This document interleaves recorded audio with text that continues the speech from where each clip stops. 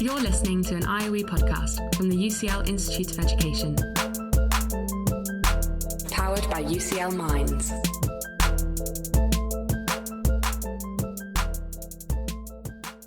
Hello and a very warm welcome. I'm Dr. Sandy Leaton-Gray, Associate Professor of Education at the UCL Institute of Education, and I'm your chair for this event. Thank you so much for joining us. Here at the IOE, we've had to take our events online, and this is the first in a new event series called IOE Coffee Breaks, which is going to provide an online forum for discussing the most important education issues of the day. This afternoon, we're looking at the sudden and dramatic disruption to this year's exams, which has generated considerable anguish for students, teachers and parents alike. Now, we'd like this event to be as interactive as possible, so please do send us your comments and questions throughout the discussion. You can do that via Twitter using the hashtag IOE Coffee Breaks. And we hope this event will be a really useful resource for people to check out at a later date as well. So we're going to post a recording on the IOE website in a few days' time. So as I've said, I'm Dr. Sandy Leaton-Gray. My own expertise is in the sociology of education, and it spans education policy, professional training, curriculum and assessment, as well as artificial intelligence and biometrics in education. And with me today, we have Dr. Mary Richardson, who directs the IOE's Master's Programme in Educational Assessment. Prior to joining the IOE, Mary was based at Roehampton University and the awarding body AQA. Her research has covered school-based examinations and testing regimes through to issues of public trust in exams and the use of new technologies in assessment. We also have Dr. Tina Isaacs, who prior to moving to the IOE, spent much of her career with national agencies in the field of assessment, from the former National Council for Vocational Qualifications and the Qualifications and Curriculum Authority, through to Ofqual, where she was head of 14 to 19 regulation. Most recently, Tina led a major study comparing instructional systems around the world. So to start off with, Mary and Tina, Ofqual has set out its proposed approach for academic and vocational assessment for 2020. Could you briefly outline for us the main elements of what they're proposing and the main diversions from usual practice?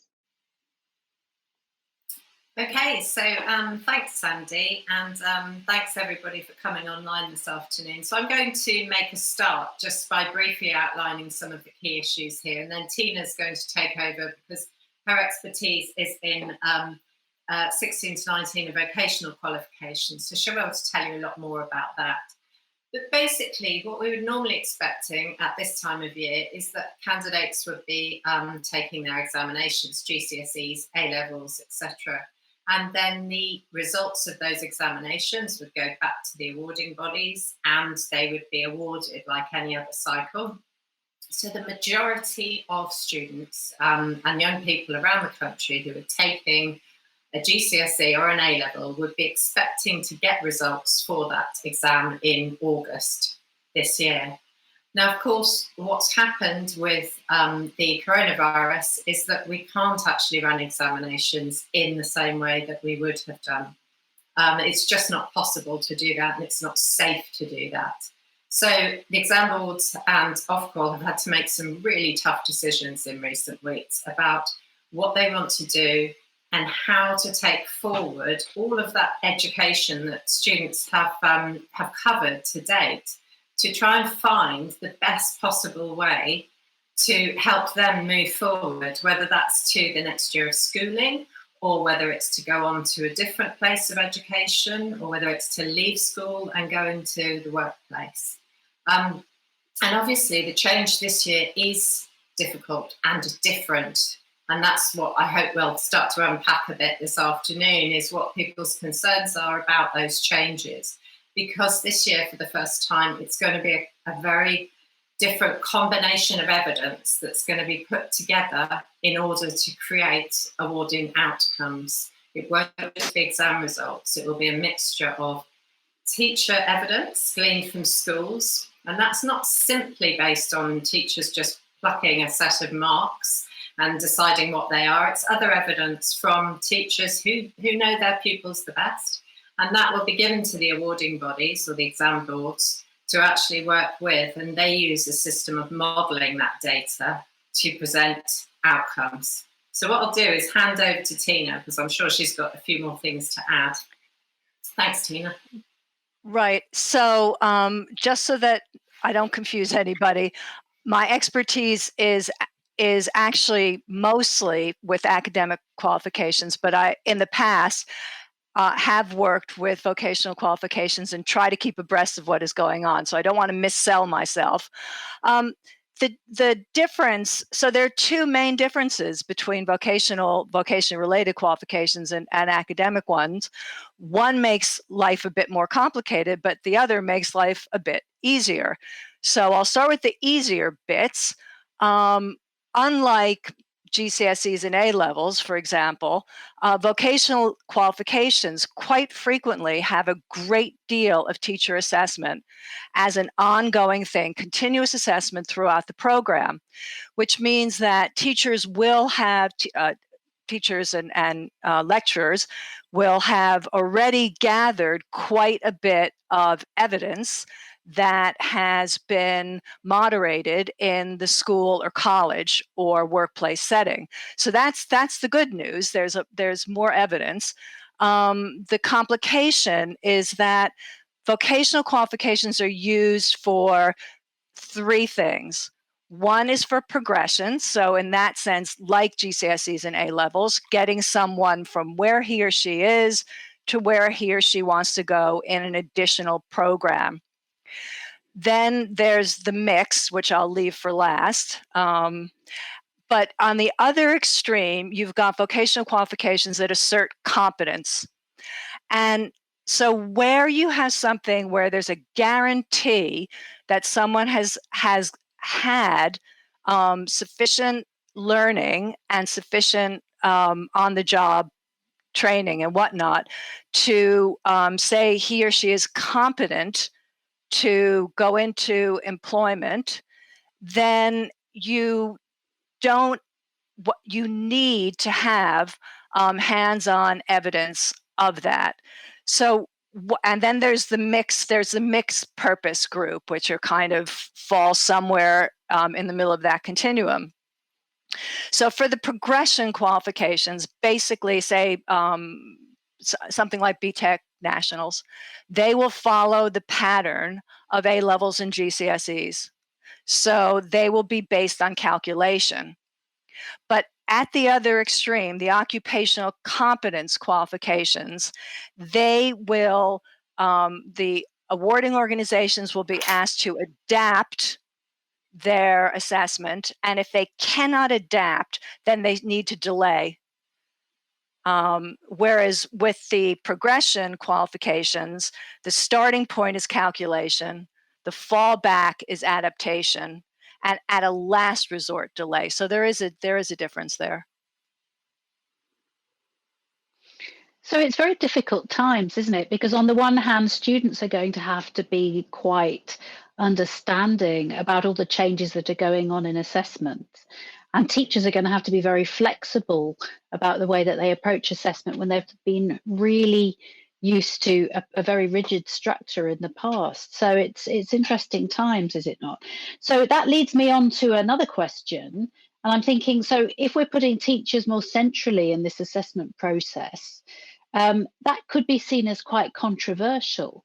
And I'm wondering if you could both sum up for us what kinds of concerns have been voiced about this and by whom, and whether you think those concerns can be justified.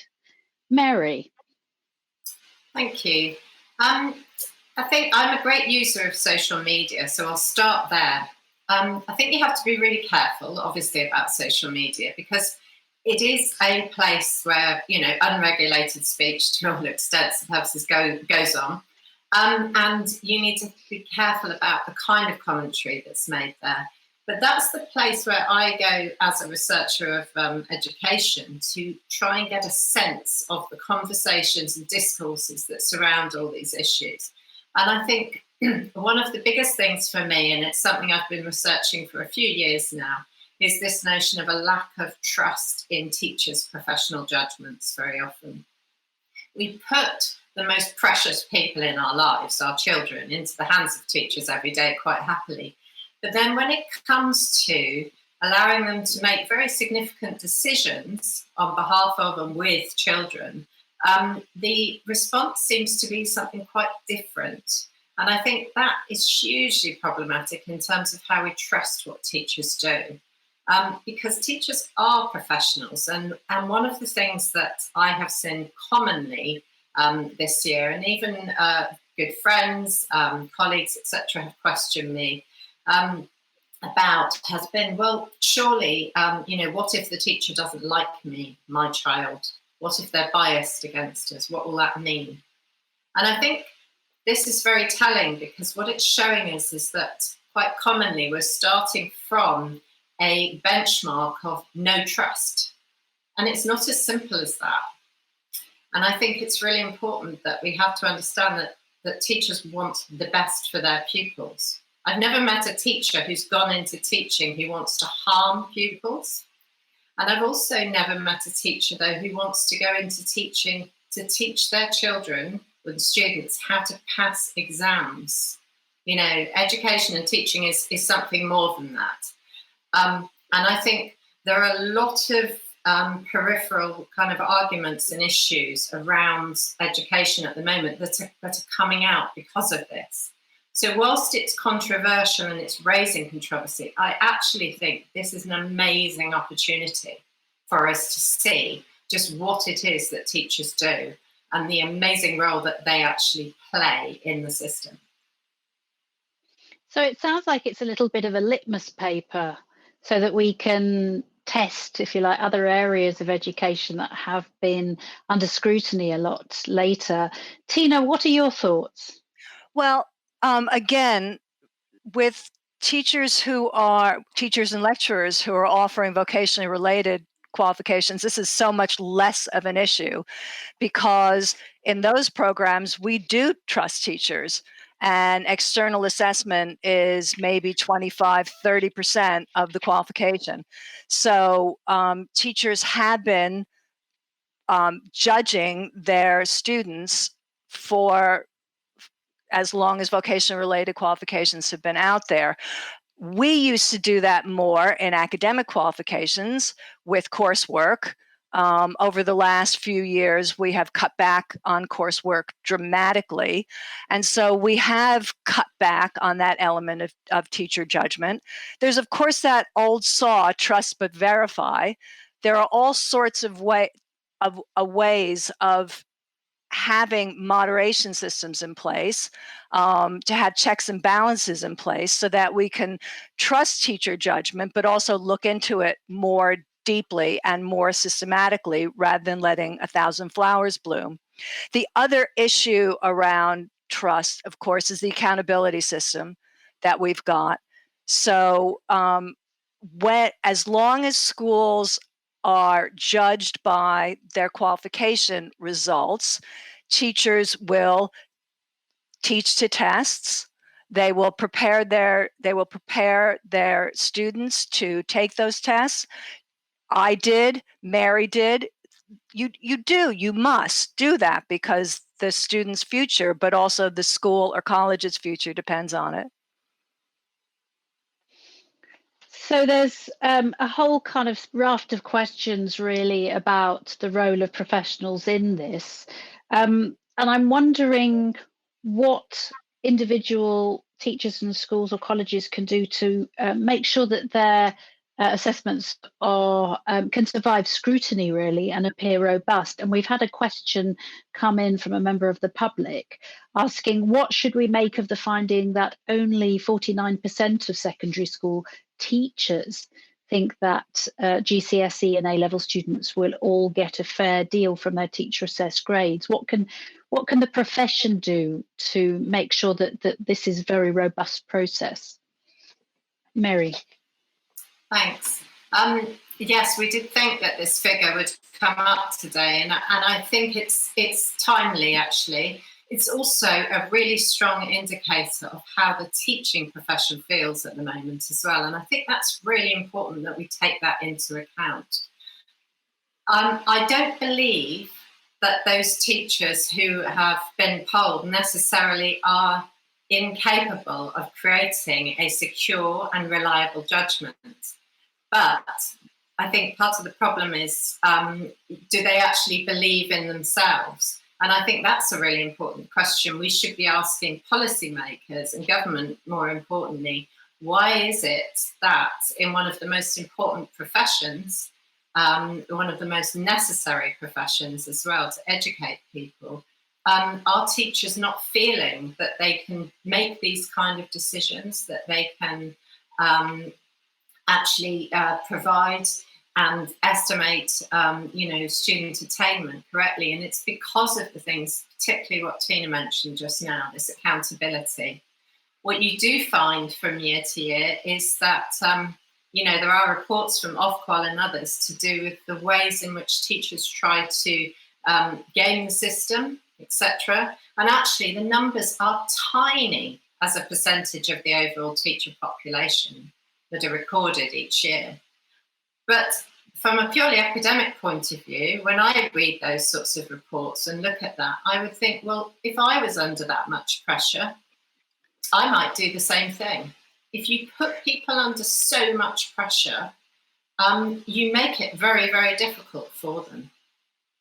So if I could weigh in here, I just want to stress that the calculated grade is partially the responsibility of a pure teacher judgment, of course, based on homework and mocks and everything that the students have been doing over the course of the last year and a half. So there's a lot of evidence out there, but the calculated grade will be based on that, plus prior performance, plus the school or college's performance over the last few years. So we don't have the exact details on how that's going to work, but it's a system where there's more than one there's more than one arrow in the quiver.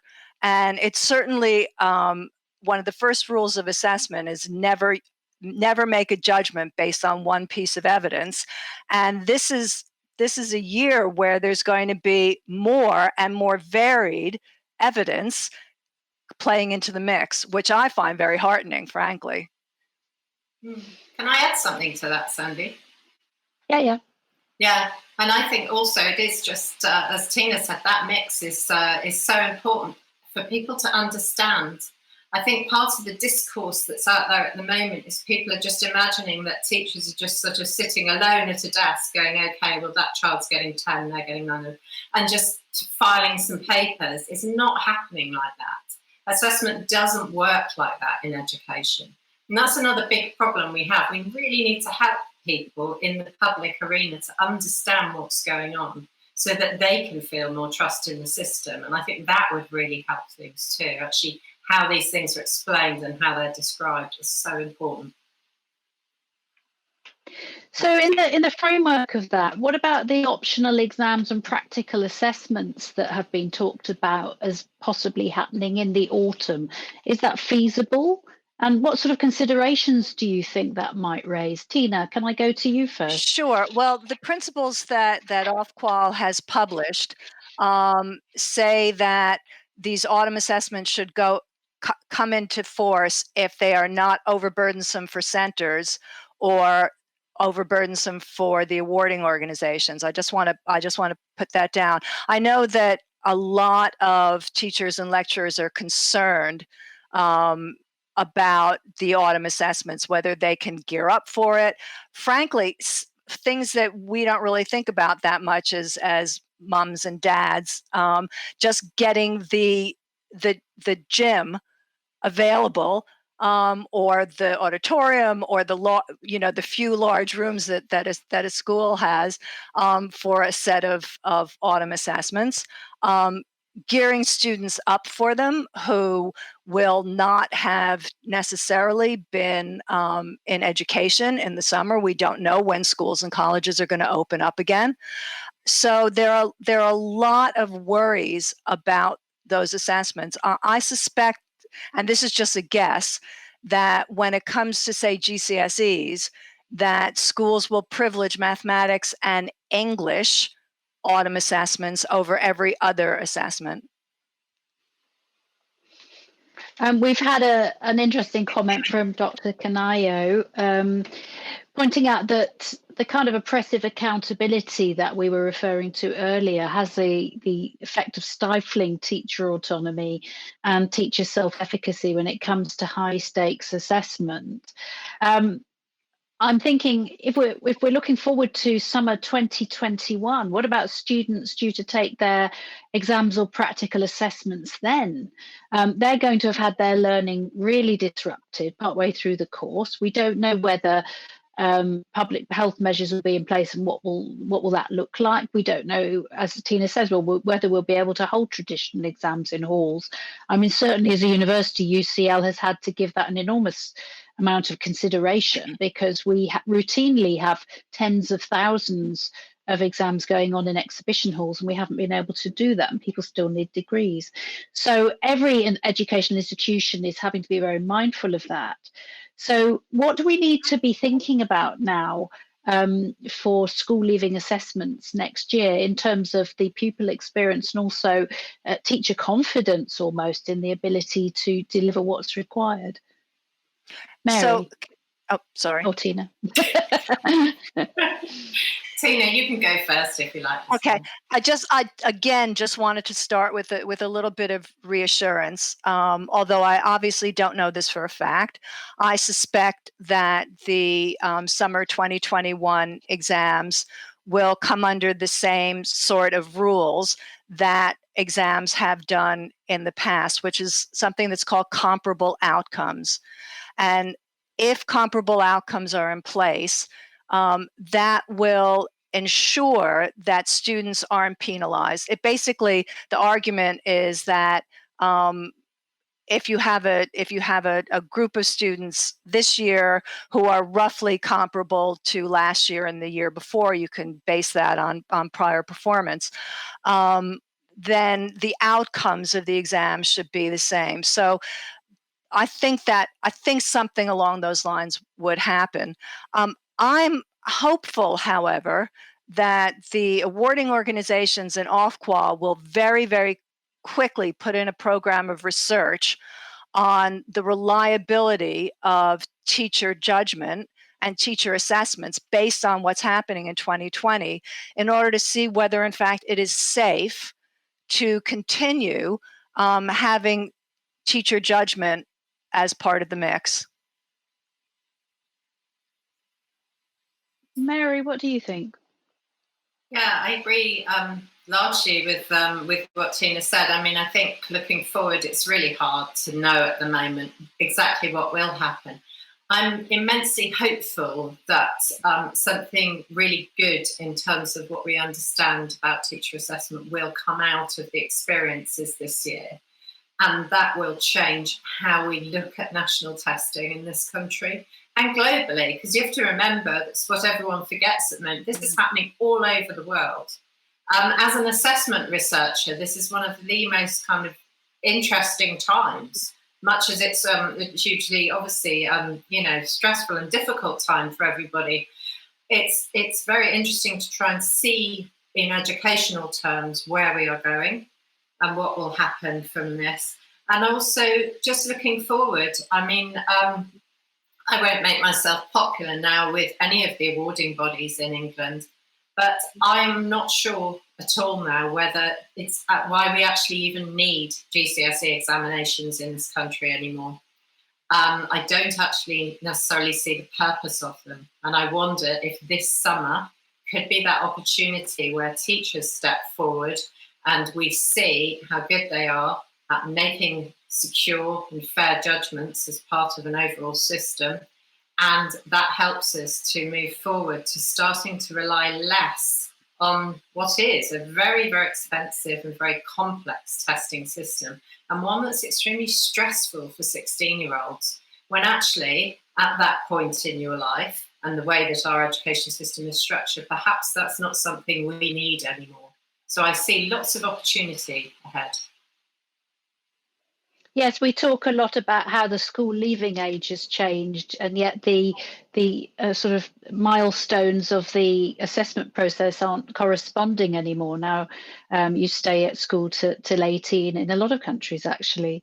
And of course, the UK is one of the few countries that does high stakes assessment at 16. So yes, a very interesting question, and one to be thinking about very much over the coming months. We've had a couple more questions in from members of the public. So Estefania asks, what about the assessment of soft skills? They're much more difficult to test during the pandemic, but still important to students' success. Mary, what thoughts have you on that? This is where teacher assessment comes to the fore. It's looking at how we actually present evidence for that kind of assessment and how we value it. One of the reasons, and I should make this really clear actually, because I'm on a public forum, I'm not against exams and tests. A lot of people imagine, oh, you must hate them all and want to get rid of them. I don't. For certain subjects and in their place, they're the right kind of assessment. Okay, we don't look at it in those very blank terms of that one is good and the other is bad. It depends on what you need your assessment for. But the assessment of soft skills is really important, because those so-called soft skills are actually the skills that you are likely to use the most and need to actually demonstrate very frequently in a workplace or in higher education or whatever it is you might be going on to do in your future life. I think the only way that can be done is through some kind of record that is led by teachers, but is also worked in partnership with students. So we're bringing the other face of assessment in here, this idea of using formative and reflective practice in assessment, not just relying on exam results.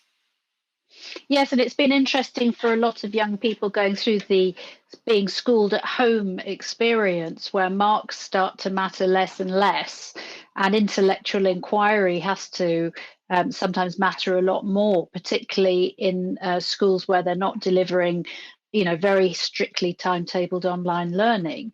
And a lot of parents are having to navigate that tightrope really between wanting their kids to kind of pursue some kind of scholarly behavior in what might be the daytime kind of vague schooling hours, but not knowing how to do the marks on particular things and not being able to necessarily push particularly rigid syllabus-based subject content forwards, but wanting a broader learning opportunity, more like you would have in a kind of typical homeschooling environment, but to do all the good bits of homeschooling, where you might go and visit a zoo or a farm or the seaside or something like that, or local area, and really meet with other groups of children and so on. So it's a very odd environment for parents to find themselves in at the moment.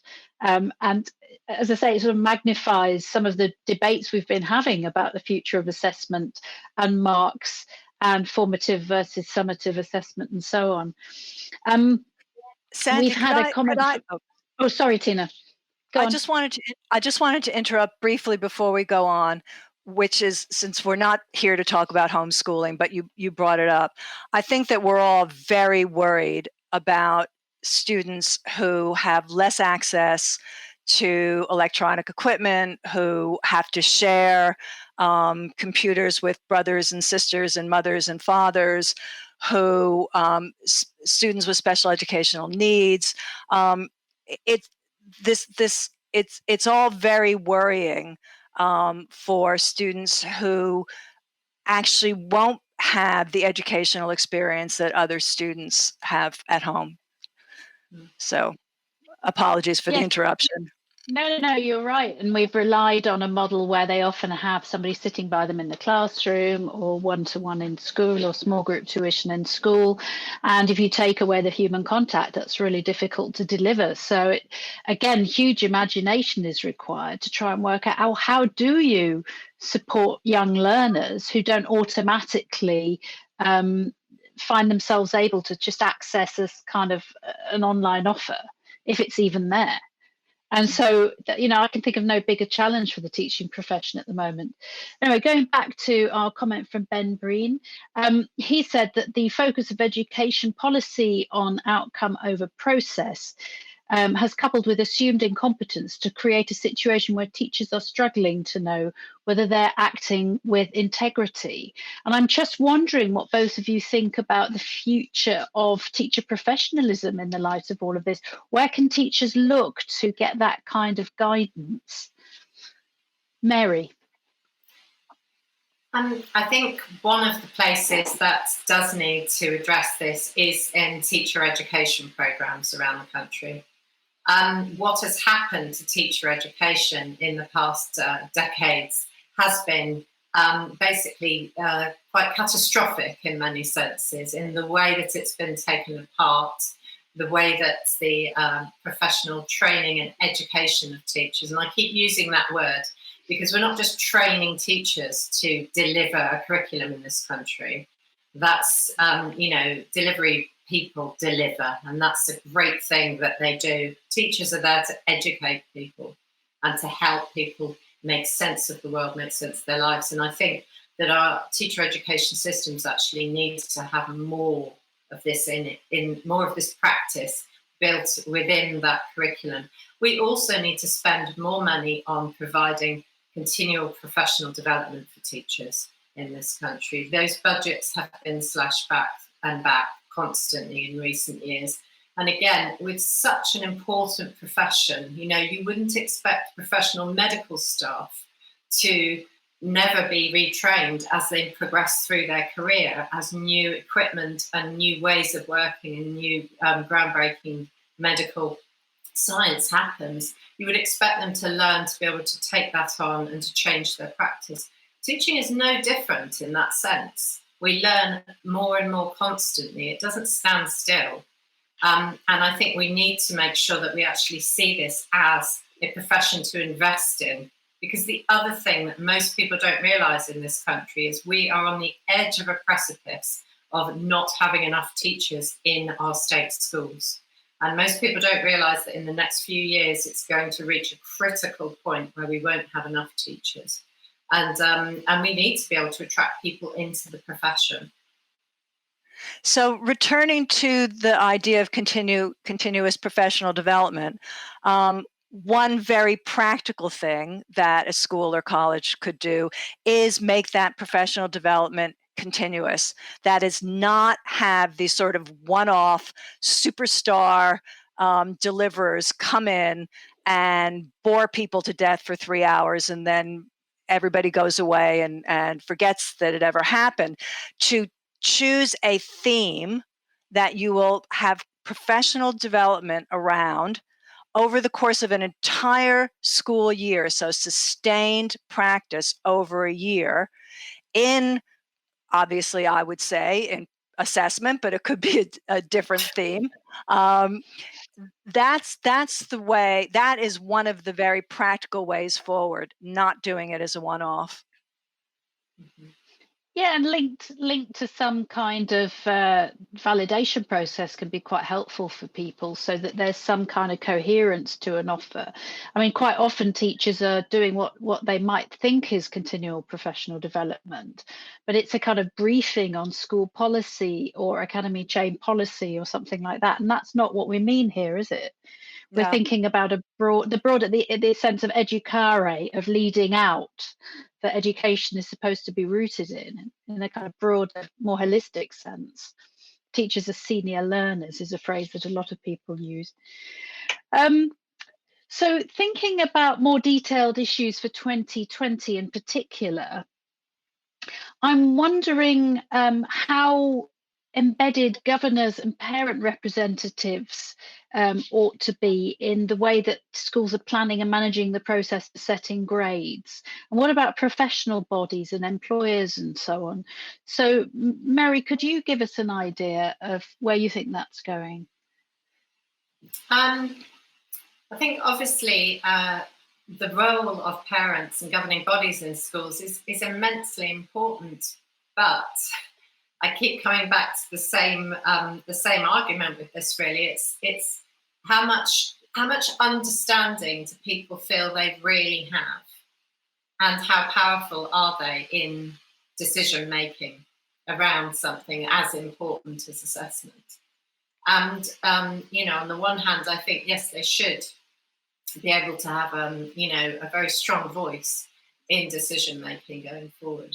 But quite often it isn't the way. That's not what happens. We have now an increasingly top-down education system in which, policy, etc., is directed from the top down and instructions are given out. And whilst people may say, watching this, well, so what?